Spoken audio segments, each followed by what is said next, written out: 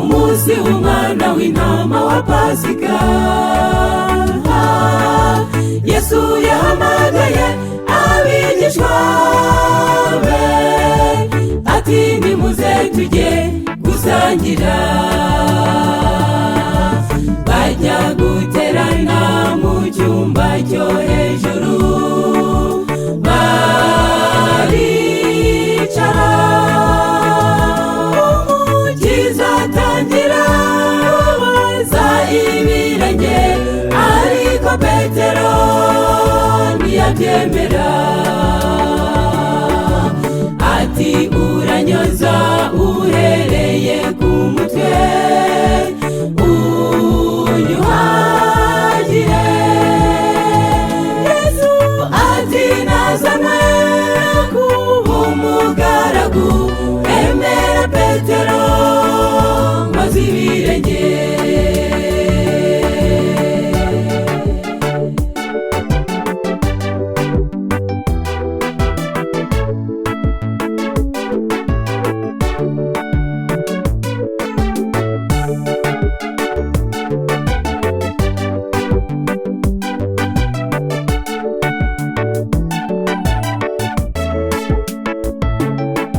Yesu yafashe igitambaro arakenyera,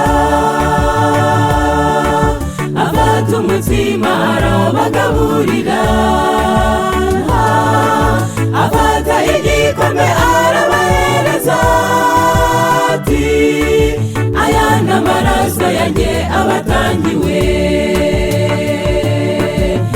Igihe mugiye kurya uyu mutsima na divayi, mujye mwibuka igitambaro nziza yatambwe i Kaluvari ku musaraba. Mujye mwibuka ko nicishije bugufi nk'umugaragu, namwe igihe mwicaye meza musangira, mwicishe bugufi nk'abagaragu.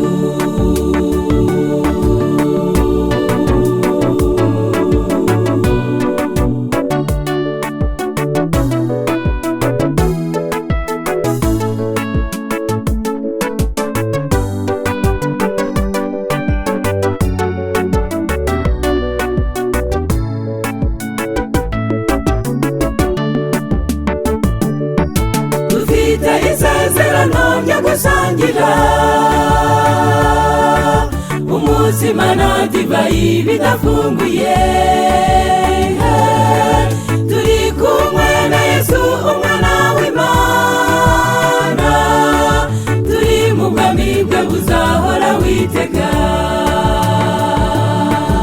Tuzicarana kuri ya meza magari dusangire. Yesu niwe uzakenyera maze atugaburire uko yagabuye bateranye. Imiruho ndetse n'amaganya y'iyi si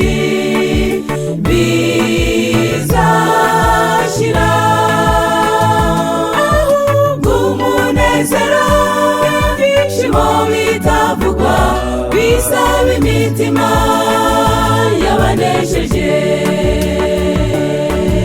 Tuzicarana kuri ya meza magari dusangire. Yesu niwe uzakenyera maze atugaburire uko yagabuye bateranye.